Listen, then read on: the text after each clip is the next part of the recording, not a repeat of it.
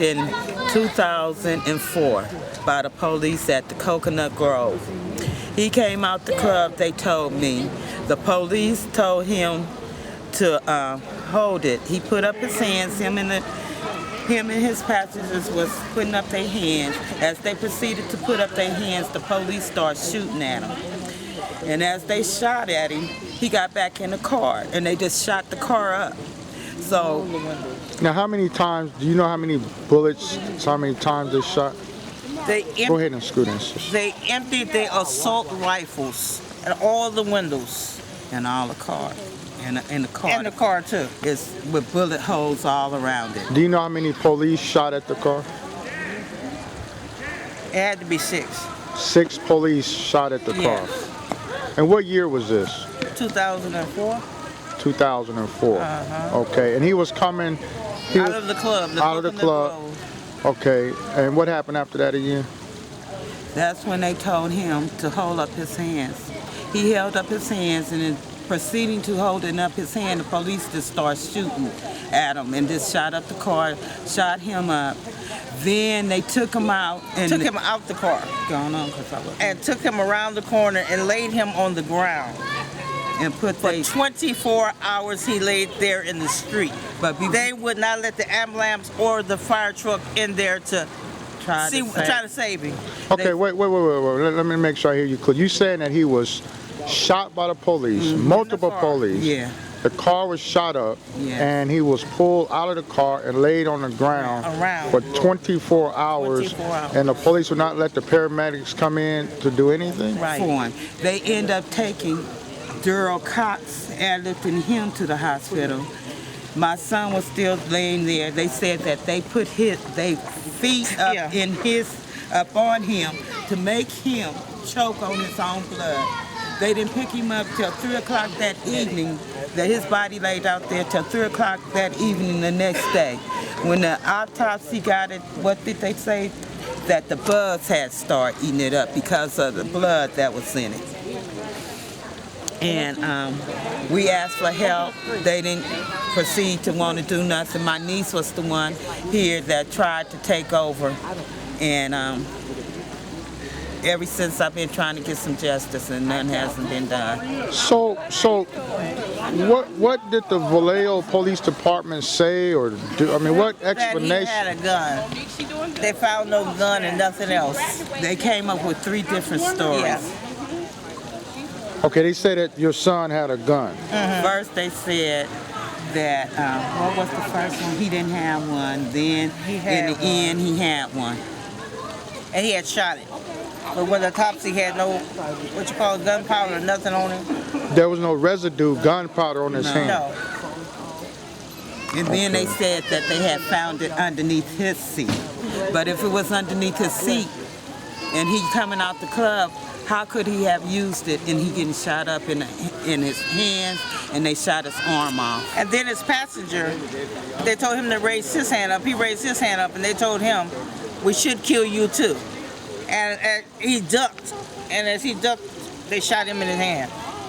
And the boy before that night, it was a young man around the corner from the club that had got shot in the head. And when they did the autopsy on him, it was a police bullet that had shot him in the head. And as far as I'm concerned, because they had been telling my son for years that they was going to kill him. 2 weeks before they did it, they told him. They stopped him and told him. And they had been stopping other young men that looked like him, and they would stop him and they would tell him we're going to kill him. So it's a lot of people witnessed that the police said they were going to kill him, and eventually they did. Okay, and you was telling me a little earlier about another cop that got killed and something about the internet. Someone posted something on the internet that they were going to kill 100 blacks. Can you tell me that again? People. They didn't just say blacks. They didn't say blacks. It didn't matter. They said 100 people. That's why I tell women they better be careful too, because there's no discrimination. I don't know. You know, I don't be on that thing. They was just telling me. I did it for my daughter. Okay, and was this your only son? No, I have another one. And after they killed him, he got into a fight with someone they had rival with. and they was gonna, one of the police, police that was in the police station was trying to take him to juvenile, and another police interfered in it and said, you know you're not supposed to be around this family. So, yeah, I still be getting arrested by the police, my family. I went to meet with my niece because she had got jumped, and they were supposed to be taking a report on her. And when I came up, the police turned to me and say, do you remember me, Miss Phoenix? And I looked at him and said, no, do I supposed to? And the whole conversation went from me to me from her. He forgot what he was supposed to be doing with her and focused on me. So I have been being arrested, and I was arrested before I went to prison. So I'm not saying I'm an angel or my son was an angel, but we didn't deserve none of what we got from it. And do you feel that this is a conspiracy or this is done deliberately by the Vallejo Police Department? I feel it's done deliberately because we, like I said, we had a conflict with the police department back in 1999. They came into my house and they came to arrest Floyd because he was supposed to have had a fight with his auntie, and his auntie said, no, we resolved the problem. And because they didn't get to him, they came in there and started beating him up then. The whole police force was at our house. Arrested me, my sister, Nehemiah, my daughter, which was just like 13 at the time, and some more members, and let everybody else go. They kept my little daughter in the house. She was about 6 or 7, and they was talking about, yeah, we finally got these monkeys the way we wanted them. So, you know, Now, was these white police officers, black, Hispanic? It'd be like, when they came, like I said, it was almost a whole police force, so it was a mixture of everything. And when it comes to being a black police in this town, it doesn't matter because they worse than the white ones. Wow. Yes, we don't have no justice, even from our own people. I know this question I'm about to ask you, I don't want you to think I'm not sentimental to your feelings, but with this happening, how does, as a mother, you have carried your child for 9 months in your stomach, your womb, birthed them, raised them. How does this make you feel that someone can take your child away and there's no accountability?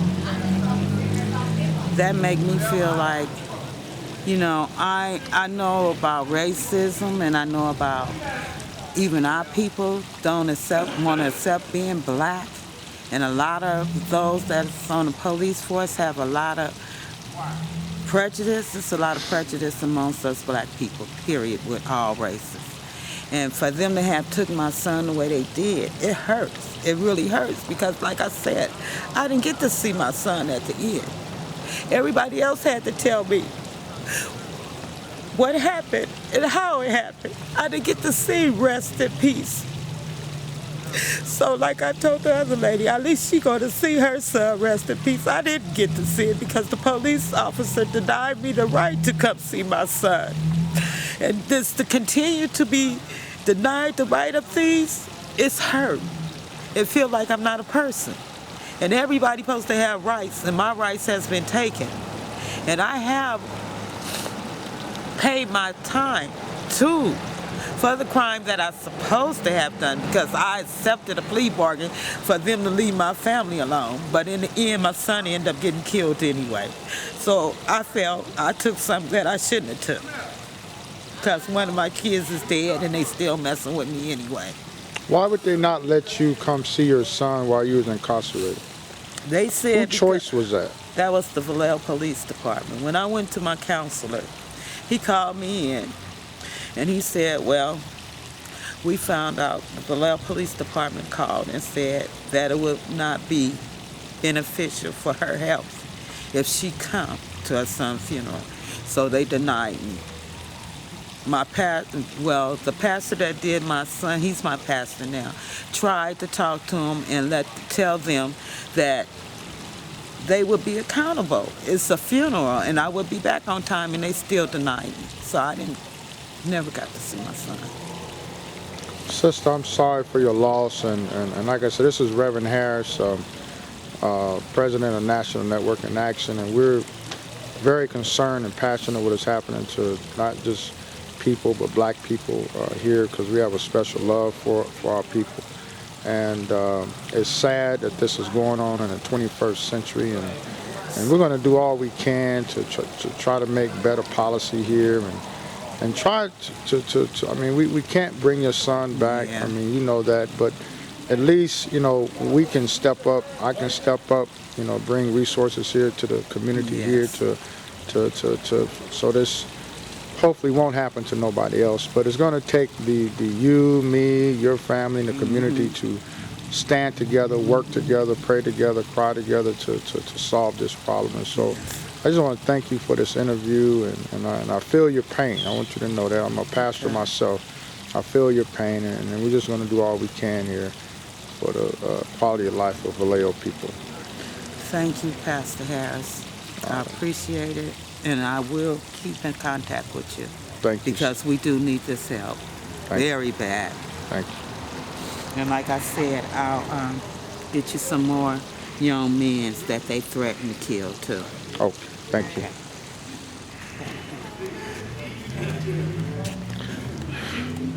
Once again, we're going into the City Hall here and the council chambers. You see the Vallejo Police Department officers at the door. We understand last week that there was the community shut down the city council chambers, and so I believe they're here today for crowd control. But we're not here to be violent or anything, but we want to be heard. And again, we're here at the Vallejo Police Department, City Hall here in Vallejo, California, and we're at 555 Santa Clara Street in Vallejo, California, and we're at the City Hall right here in Vallejo. And tonight we're going to see if the City Council is going to go ahead and vote to let the Attorney General come in and investigate the shooting of Brother Mario Romero. And so we're just here tonight to see what's going to happen. This is Reverend Harris, and I'm out.